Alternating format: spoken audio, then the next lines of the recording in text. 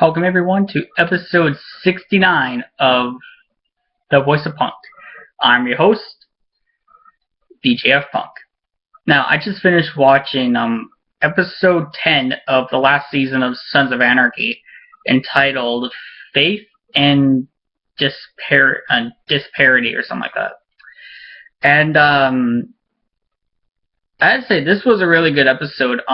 This covered a lot of ground, and this episode, kind of like the one before this, it really felt like a last season episode, if that makes any sense. And I do have to say, it is actually kind of fitting that this is episode 69 of the VoiceOFpunk, because the opening of this episode is just a sex montage. And it took me by surprise, really. The episode opens with, Jax and that hooker who looks like Tara doing it. Gemma and Nero doing it. Tig and Venus. They're going at it. Chibs and the sheriff. I can't remember her name right now.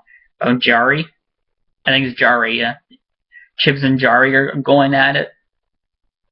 And very shocking moment where I actually felt terrible was Tully being Juice's master, in prison.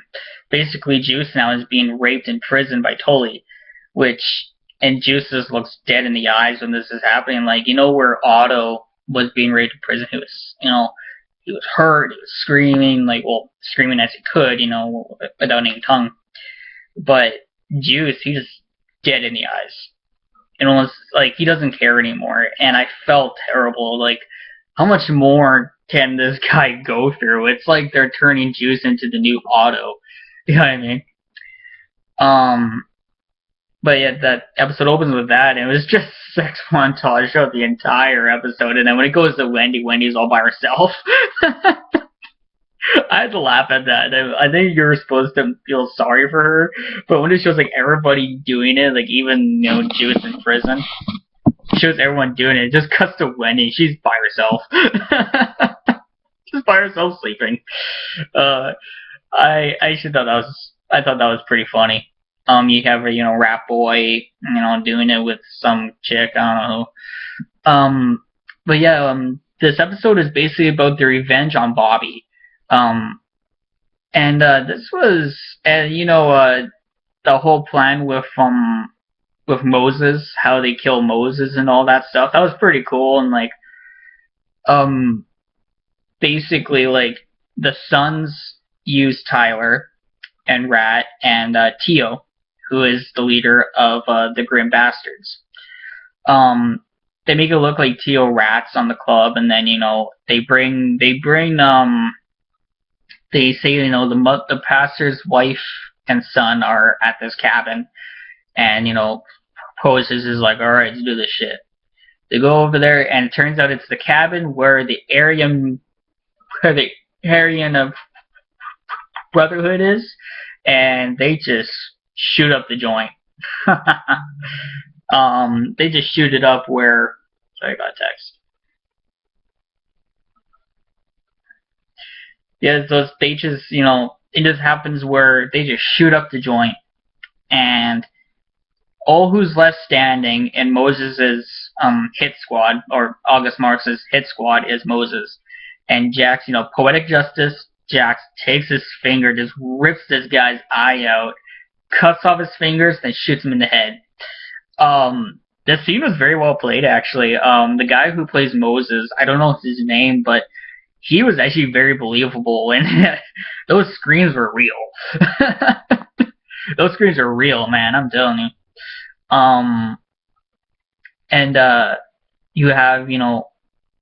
You have this thing with Abel, where you see Abel comes out, and I think one of the first scenes of the episode after the montage was Abel coming out, and he has a scratch all across his eye, and it's a pretty deep scratch. It looks horrible, and they're all asked how'd there, honey? And then Abel say, yeah, it was Thomas. He blames on Thomas, where it's obvious, it wasn't Thomas. Goddamn, the kid's only a baby. his fingers can't be that sharp. And they kind of make comments like, well, maybe we should trim his nails and stuff. And Abel makes it to school, and this scene really actually, the scene of Abel in the bathroom, that really actually, it rubbed me the wrong way.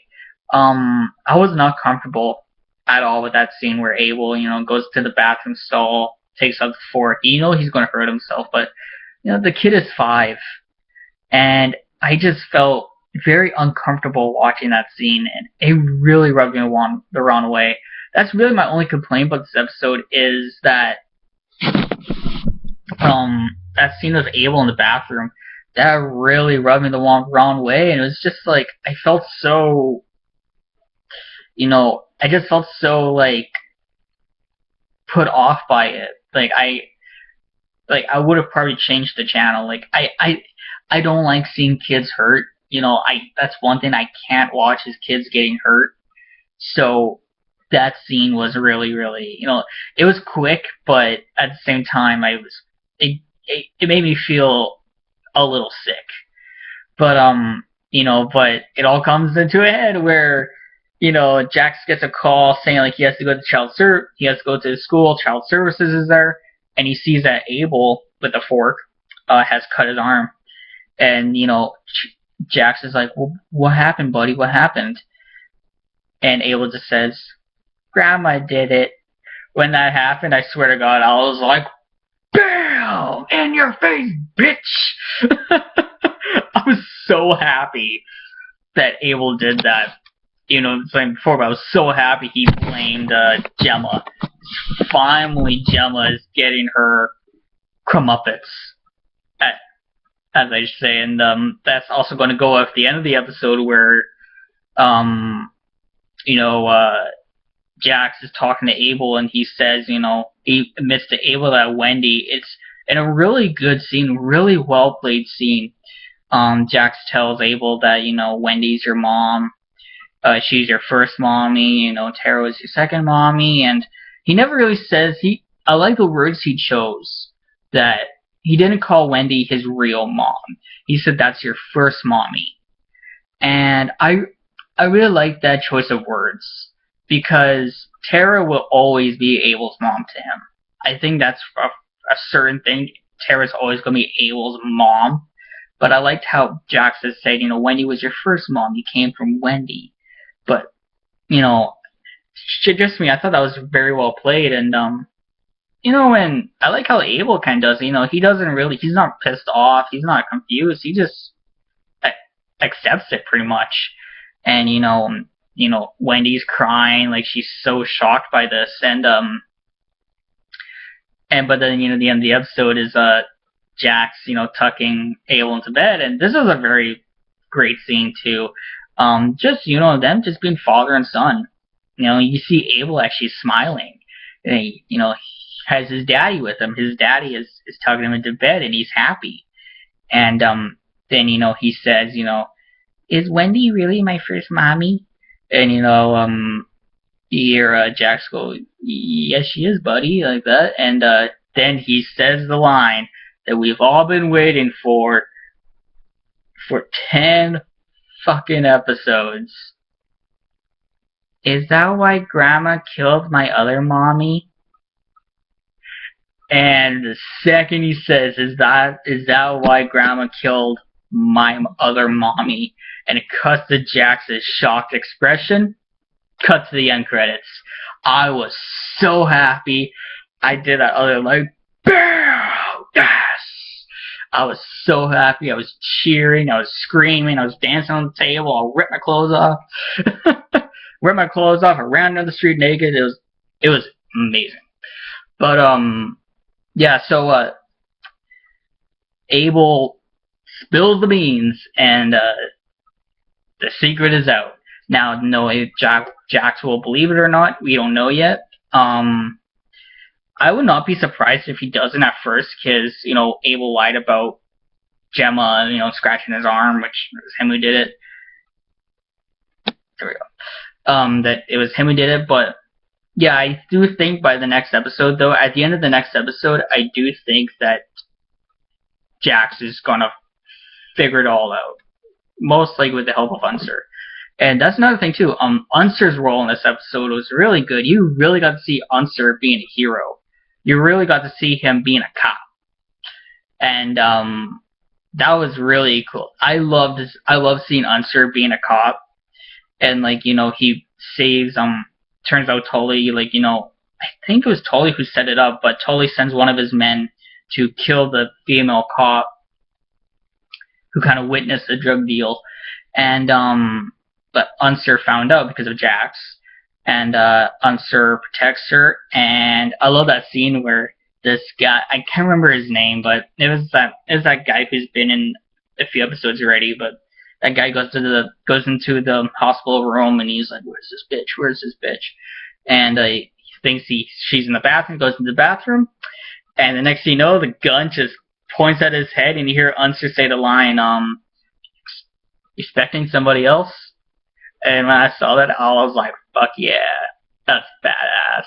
And then they have a scruffle, and Unser puts 2 in his chest and kills the guy. I was actually, for a split second, I was worried that Unser was going to get killed here, which really, that would have been terrible writing, absolutely terrible writing. But it was very well done though. I like that Unser. You really got to see Unser be a hero. You can really see how he was like when he was a cop. Then he admits to Jax later that 12 years on the force, okay, there we go. He said, 12 years on the force. I have shot at people, wounded 2, but I never killed anybody. This is the first time I killed anybody. This is what everything has come to. And that was a very interesting scene, and I liked it. Kind of went into a little bit more of Unser's, not really Unser's backstory, but a little bit more of his morals and his personality in a way. Like, even though we know lots about him already, he's been in the show since the very start. But I liked how it really kind of just made you go a little bit more into his psyche a little bit, and reveals this is the first time he's ever killed somebody on the job. You knew he was in the army. I think that was revealed in season 4. He was in the army, so he's obviously killed people before. But this was the first time he's actually killed somebody while he was on the force being a cop. And I thought that was a really interesting thing to reveal. Maybe that will come up soon, I don't know. But that was really interesting, I thought. And another thing I liked was I think that Kim Coates, the guy who plays Tig, he should win an Emmy for this episode. The scene with him and Venus, really well done. That was beautiful, that scene. Where they're talking, and because at the beginning,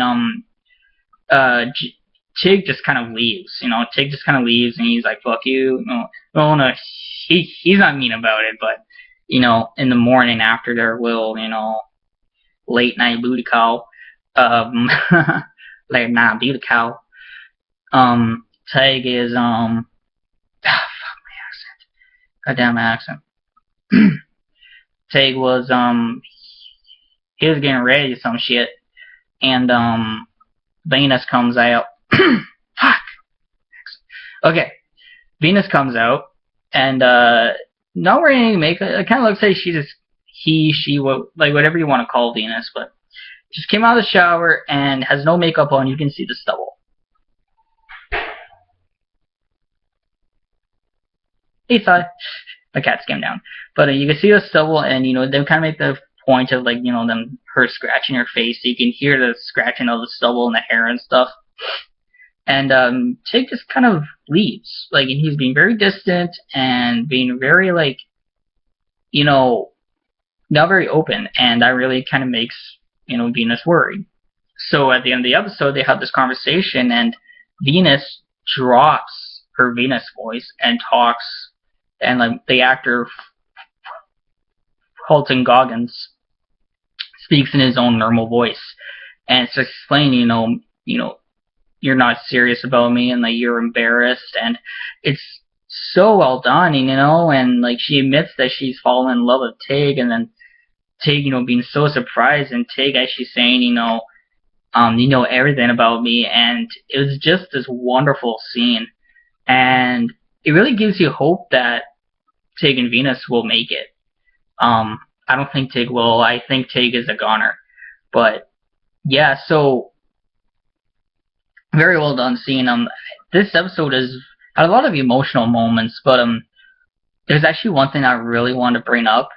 I don't know if it's been brought up before, but it really shows in this episode. But throughout this show has a lot of hints of homoeroticism, if that's the right word. If that makes any sense, like I don't know where I'm going with this, but it has a lot of like gay undertones to it. You know what I mean? And of course, you know, with the prison scenes, you know, Juice being raped by Tully, and then you know, Otto being raped, and then next you know, Tig falling in love with Venus, and then him and Venus, you know, Venus is a transsexual, them all getting together and stuff, and then just all the shots of these men, you know what I mean? And I always felt there was like a little undertone of gay, you know, homo eroticism to it, and I'm not saying that brings the show down, but I'm just saying that it's kind of interesting to notice that. And I wonder if has anybody else really noticed that about the show? Because I certainly did, and it didn't really come to me until this episode.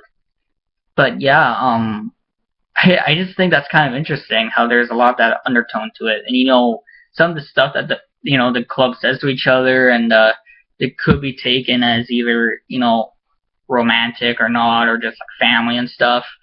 But yeah, I just felt that was kind of a point that I should bring up, you know, about all that. So anyway, my review of this episode I thought this episode was really well done. I'm really excited for the next episode. I'm sad the show is ending. Then after the show ends, I'm going to do 2 more episodes. I'm going to do 2 more videos after the show ends. After the final episode, I think I'm going to do 2 more. One about the entire season, and one about the entire show. But anyway, yeah. So I thought this episode was really good. I'm excited to see what episode 11 is all about, and I'm happy. And like I hope by next episode, by the end of the next episode, that Gemma's secret is out. So it's my review of this episode. I hope you guys enjoyed. And I hope you guys enjoyed the Sons of Anarchy episode, and I hope you guys enjoyed my review.